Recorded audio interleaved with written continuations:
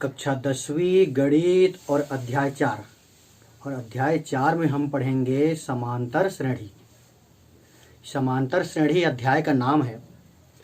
तो ये समांतर का मतलब तो हो जाता है, समांतर दो शब्दों से बना है, सम और अंतर। सम का मतलब होता है समान, तो समांतर का मतलब हो गया जिसमें अंतर एक समान हो। अब हमको देखना है ये श्रेणी क्या चीज है। समांतर श्रेणी को ही हम अंग्रेजी में कहते हैं अर्थमेटिक प्रोग्रेशन, और शॉर्ट फॉर्म में हम कहते हैं AP। अगर हमको श्रेणी को समझना है तो हम संख्याओं की श्रृंखला देखते हैं, पैटर्न देखते हैं। जैसे विषम संख्याओं में भी एक निश्चित पैटर्न होता है, 1, 3, 5, 7। अगर आपसे ये पूछा जाए कि 7 के बाद वाली संख्या कितनी होगी, कैसे ज्ञात करेंगे? एक में हम 2 जोड़े तो ये 3 मिला, और 3 में हम 2 जोड़े तो 5 मिला, 5 में 2 जोड़े तो 7 मिला। अब 7 में हम 2 जोड़ेंगे तो हमको मिलेगा 9। और अगर हम उल्टा कहें, 9 में से हम 7 घटाएंगे तो 2 बचेगा, 7 में से 5 घटाएंगे तो 2 बचेगा, 5 में से 3 घटाएंगे तो 2 होगा, 3 में से 1 घटाएंगे तो 2 होगा। मतलब यहाँ पर जो पैटर्न दिया हुआ है संख्याओं का, सब में जो अंतर है, अंतर कितने का है? तो अंतर है 2 का। और हर जगह अगर अंतर एक समान हो तो उसी को हम कहते हैं सार्व अंतर। यानी कि हम ये कह सकते हैं कि ये जो पैटर्न हमको दिया है, इसका सर्वांतर कितना है? इसका सर्वांतर है 2। इसी प्रकार के और भी हम संख्याओं का पैटर्न देख सकते हैं। मान लो हमारे पास है 5, 10, 15। ये संख्याओं का एक पैटर्न है, श्रृंखला है। 5 में 5 जोड़े तो 10 हुआ, फिर 10 में 5 जोड़े तो 15 हुआ, तो 15 में हम 5 जोड़ेंगे तो 20 होगा। और इसी को उल्टा कहेंगे तो 20 में से 15 घटाओगे तो 5 मिलेगा, और 15 में 10 घटाओगे तो 5 होगा। मतलब यहाँ पर सर्वांतर कितना है? यहाँ पर सर्वांतर है 5। इस प्रकार से भी श्रृंखलाएं हो सकती हैं। मान लो 10 हो गया, फिर 7 हो गया, फिर 4 हो गया, फिर 1 हो गया। अब देखो ये जो दोनों श्रृंखला लिए हैं, इसमें अगला पद जो है कुछ जोड़ने पर प्राप्त हो रहा है। यहाँ पर 10 में से हम 3 घटाए तो 7 मिला, 7 में से हम 3 घटाए तो 4 मिला, 4 में 3 घटाए तो 1 मिला। तो यहाँ पर सर्वांतर कितना है? यहाँ पर सर्वांतर है, 1 में हम 4 घटाएंगे तो यहाँ पर हो जाएगा -3। तो ये जो श्रेणी आप देख रहे हो, ये जो पैटर्न आप देख रहे हो, इसी को हम कहते हैं समांतर श्रेणी। तो समांतर श्रेणी कैसे बनता है? जब किसी पैटर्न में कोई संख्या, पिछले संख्या में अगर हम कुछ निश्चित राशि या तो जोड़ देते हैं या फिर घटा देते हैं। जैसे हमको 20 कब मिला? जब हम 15 में 5 जोड़ दिए, और ये 5 जो है फिक्स राशि है, निश्चित राशि है, जो सब पदों में जुड़ रहा है। उसी प्रकार हम यहाँ देखते हैं, यहाँ हम सब में 3 घटा रहे हैं। तो कोई पद हमको कब मिलता है? जब उसके पिछले पद में हम कोई निश्चित राशि को या तो जोड़ देते हैं या फिर घटा देते हैं। तब जो पैटर्न बनता है, संख्याओं की श्रृंखला बनती है, उसको हम कहते हैं समांतर श्रेणी। अब जितना हम सब में जोड़ रहे हैं या सब में घटा रहे हैं, उसी को हम कहते हैं सर्वांतर। और ये जो सर्वांतर होता है, इसको हम डिफाइन करते हैं स्मॉल d से। तो अभी तक आपको 2 बातें समझ में आनी चाहिए। एक, समांतर श्रेणी हम कैसे पहचानेंगे कि कोई भी श्रृंखला जो है या कोई पैटर्न जो है समांतर श्रेणी कैसे है। क्या मान लीजिए हमको दे दिया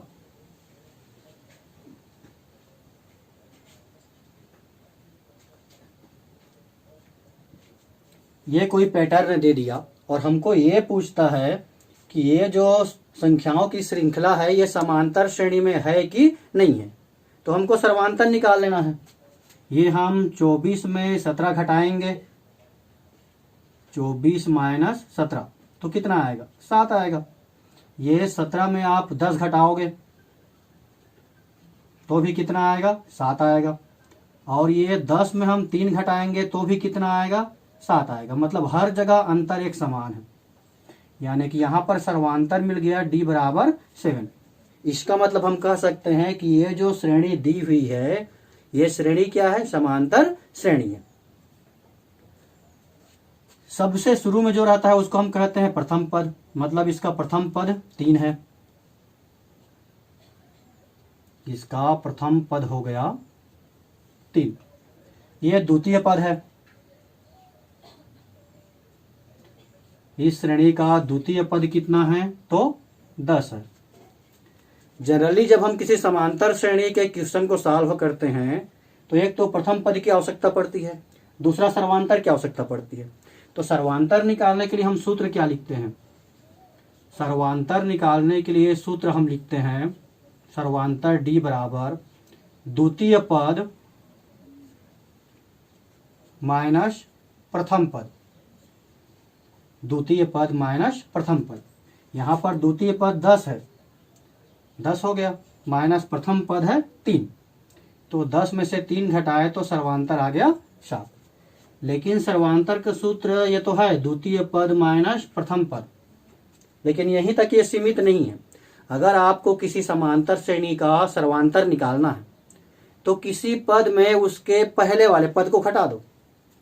जैसे मान लो ये एक श्रेणी है समांतर श्रेणी और इसका हमको सर्वांतर निकालना है, 1 3 5 7 9 का सर्वांतर निकालना है। सूत्र में हम पढ़े हैं द्वितीय पद माइनस प्रथम पद। मान लो हम द्वितीय पद को नहीं लेते, हम ले लेते हैं ये चौथे पद को। चौथा पद में 7 दिया है, तो उससे पहले पद में कितना है, उससे पहले पद में है 5 माइनस 5, यानी कि 7 माइनस 5 कहोगे तो 2। कहने का मतलब ये है कि आप सर्वांतर कहीं से भी निकाल सकते हो। करना क्या है, जो भी पद आप ले रहे हो उसमें से घटाना किसको है, उसके पहले वाले पद को घटाना है। लेकिन हम किसका उपयोग करते हैं सर्वांतर के सूत्र के लिए, सर्वांतर d बराबर द्वितीय पद माइनस प्रथम पद। इस टाइप का प्रश्न आपको पढ़ना है कि निम्न में से कौन समांतर श्रेणी में है। मतलब ये जो श्रृंखला दिया हुआ है, संख्याओं का पैटर्न दिया हुआ है, हमको ये बताना है कि ये जो पैटर्न है ये समांतर श्रेणी में है कि नहीं है। और समांतर श्रेणी में कब होगा, जब उसका सर्वांतर एक समान होगा। तो ये जो पहला है -10 -13 -16 -19, हम इसका सर्वांतर निकाल के देखते हैं।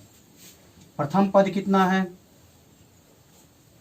तो प्रथम पद इसको हम दर्शा लेते हैं a1 से। प्रथम पद a1 है जिसका मान दिया है -10। द्वितीय पद है, द्वितीय पद इसको हम दर्शा लेते हैं a2 से, तो ये है -13। तृतीय पद है a3 से प्रदर्शित कर लेते हैं, ये है -16। और चतुर्थ पद है, चौथा पद है, चौथा पद इसको हम मान लेते हैं a4 है और ये है -19। हमको ये देखना है कि इसमें सर्वांतर जो है एक समान आता है कि नहीं आता। अगर हम सर्वांतर निकालें, सर्वांतर, तो सर्वांतर d का मान हम कैसे निकालेंगे, या तो हम a2 माइनस a1 कर लें, a2 माइनस a1। तो a2 माइनस a1 करोगे तो a2 का मान है -13 माइनस a1 का मान है -10, यानी कि इसको हल करेंगे तो -13, ये माइनस माइनस का +10, यानी कि सर्वांतर का मान आ गया -3। ये तो हो गया a1 और a2 से।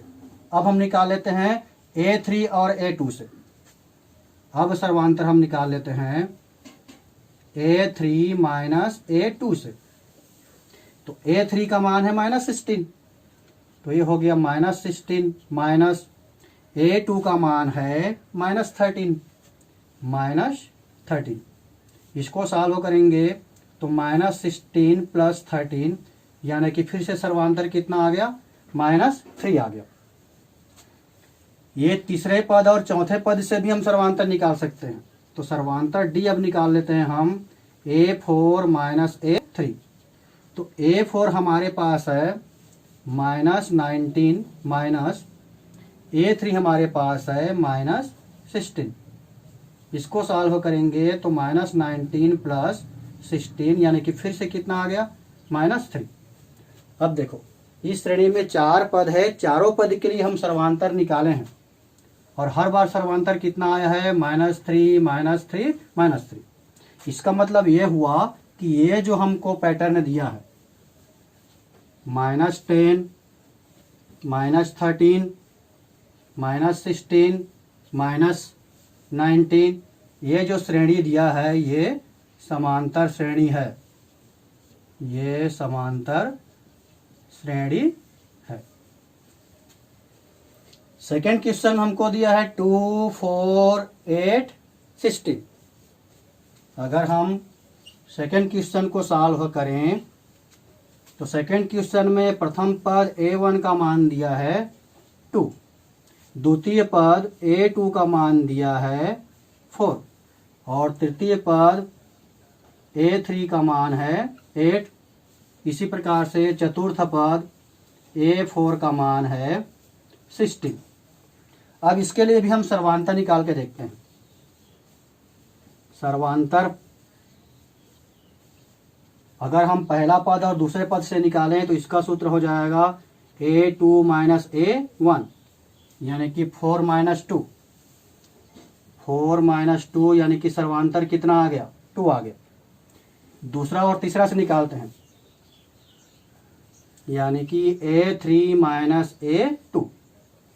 A3 हमारे पास 8 है और A2 हमारे पास है 4, तो 8 - 4 करोगे तो 4। और आगे हल करने की आवश्यकता ही नहीं है। पहले सर्वांतर निकाले तो 2 आया, लेकिन दूसरी बार सर्वांतर निकाल रहे हैं तो 4 आ रहा है, यानी कि यहाँ पर जो सर्वांतर है वो एक समान नहीं है। इसका मतलब ये हुआ कि ये जो श्रेणी दिया हुआ है 2 4 8 16, ये जो श्रेणी दिया है ये समांतर श्रेणी नहीं है, समांतर श्रेणी नहीं। तो अगर आपको संख्याओं का कोई पैटर्न दिया है या श्रृंखला दिया है और आपको ये बताना है कि वो समांतर श्रेणी में है कि नहीं है, क्योंकि ऐसा क्वेश्चन आप प्रश्नावली पहला में पढ़ोगे इसी अध्याय के, तो आपको क्या करना है, आपको सर्वांतर निकालना है। अगर सर्वांतर एक समान आया तो जो श्रृंखला जो पैटर्न हमको दिया है वो समांतर श्रेणी में है, और अगर सर्वांतर एक समान नहीं आया इसका मतलब ये हुआ कि वो समांतर श्रेणी में नहीं है। अब हम थोड़ा आगे देखते हैं। मान लीजिए हमको समांतर श्रेणी दिया है 2 7 12 17। हम कह रहे हैं कि ये समांतर श्रेणी है, इसमें दिया है कि ये समांतर श्रेणी है। क्यों समांतर श्रेणी है, तो 2 में हम 5 जोड़ रहे हैं तो 7 मिल रहा है, 7 में हम फिर से 5 जोड़े तो 12 मिला, 12 में फिर से हम 5 जोड़े तो 17 मिला, यानी कि सब जगह अंतर जो है एक समान है। इस श्रेणी का प्रथम पद क्या हो गया, इसका प्रथम पद हो गया, और प्रथम पद को हम A से डिफाइन करते हैं, तो प्रथम पद A बराबर हो गया 2। द्वितीय पद कितना दिया है, तो द्वितीय पद हमको दिया है 7। यहां से हम सर्वांतर निकाल सकते हैं। यहां से अगर हम सर्वांतर निकाल लें, सर्वांतर D, सर्वांतर D का सूत्र होता है द्वितीय पद माइनस प्रथम पद। तो D बराबर हम कह सकते हैं द्वितीय पद 7 है और प्रथम पद है 2, यानी कि सर्वांतर D का मान आ गया 5। अब इस प्रश्न में क्या पूछ रहा है अभी तक क्लियर नहीं है कि प्रश्न में हमको क्या निकालना है। अब यह प्रश्न कई प्रकार से बनेगा।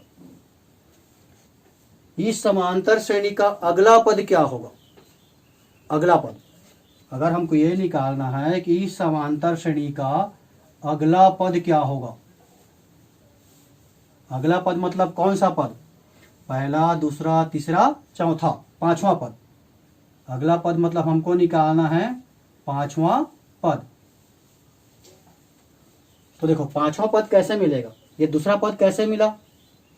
ये जो पहला पद है उसमें हम सर्वांतर को जोड़े तब हमको यह दूसरा पद मिला। दूसरा पद में सर्वांतर को जोड़े तो तीसरा पद मिला। तीसरे पद में सर्वांतर को जोड़े तो चौथा पद मिला।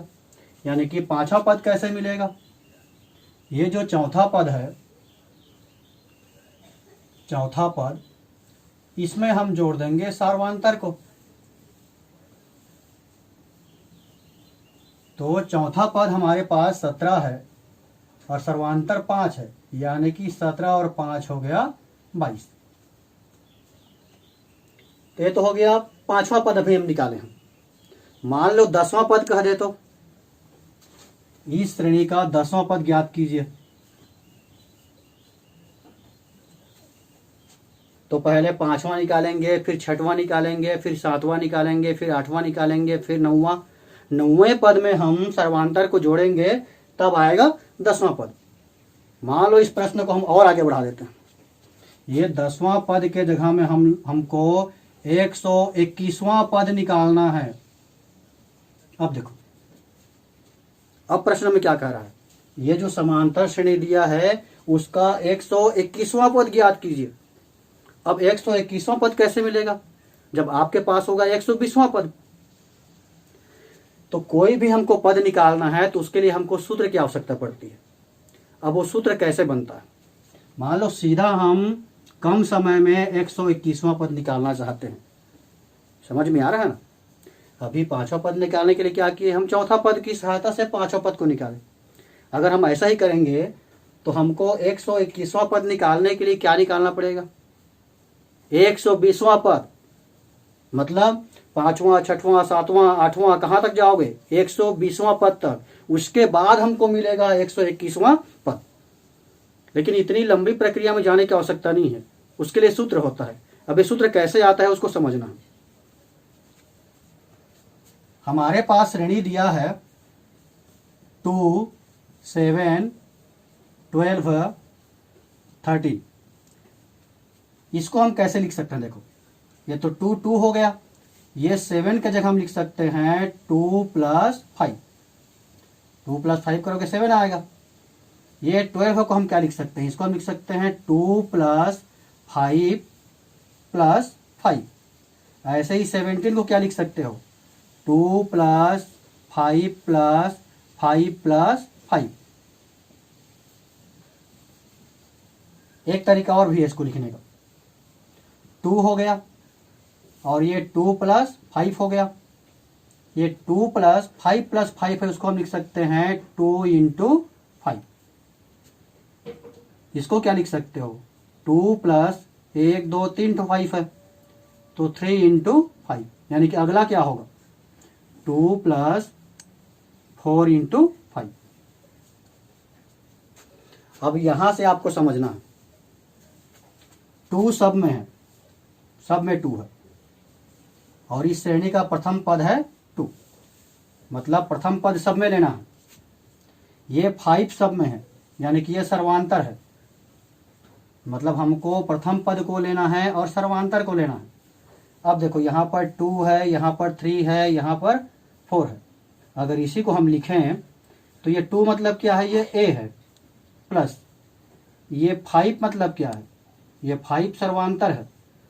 और ये 4 कहाँ से आया, देखो ये कौन सा पद है, पहले इसको समझो, ये कौन सा पद है, पहला, दूसरा, तीसरा, चौथा, पांचवा। तो पांचवा पद में क्या आया है, 4 आया है। पांचवा पद में 4 आया है, मतलब 5 में से 1 घटा दोगे ऐसे। इसको हम लिखेंगे तो ये चौथा पद है, तो ये 2 तो a हो गया और ये 5 जो है d हो गया। ये चौथा पद है, 4 से 3 कैसे आएगा, 4 - 1। कहने का मतलब आपको जो भी पद निकालना है, मान लो हम बोल रहे थे 121वां पद, तो अब 121वां पद कैसे निकालोगे? 121वां पद, तो ये प्रथम पद ए हो गया, और 121वां पद निकालना है मतलब क्या करना पड़ेगा? 121 माइनस 1 इंटू डी, ये हो गया 121वां पद। अब इनकी सहायता से हम सूत्र बना लेते हैं। सूत्र कैसे बनेगा? मान लो हमको एनवां पद निकालना है, किसी समांतर श्रेणी का एनवां पद, तो ए हो गया प्रथम पद, और हमको एनवां पद निकालना है तो एन हो गया -1 और डी का डी हो गया। अब इस सूत्र की सहायता से आपको अगर समांतर श्रेणी दी हुई है तो आप कोई भी पद निकाल सकते हो। अब कैसे निकालते हैं हम इसी एग्जाम्पल की सहायता से समझते हैं। चलिए, ये जो श्रेणी दिया है उसका हम 10वां पद निकालते हैं। हमको निकालना है 10वां पद, 10वां पद निकालना है। अभी हम एनवां पद का सूत्र पढ़े हैं। एनवां पद का सूत्र होता है ए प्लस एन माइनस 1 डी। ए मतलब प्रथम पद, प्रथम पद का मान 2 है। अगर हमको 10वां पद निकालना है तो एन बराबर 10 रख लो। एन बराबर क्या हो गया? 10। तो एनवां पद के जगह में क्या हो गया? 10वां पद। ए मतलब प्रथम पद और इसका मान दिया है 2, प्लस एन का मान तो 10 है, -1, सर्वांतर हम पहले ही निकाले हैं, सर्वांतर आया है 5 गुणित 5, तो 2 प्लस 10 में से 1 घटाओगे तो 9 गुणित 5, यानी कि ये हो गया 2 प्लस 9 पछे 45, तो 45 और 2 47। इस श्रेणी को आप आगे बढ़ाते बढ़ाते जाओगे तो 10वां पद में आएगा 47।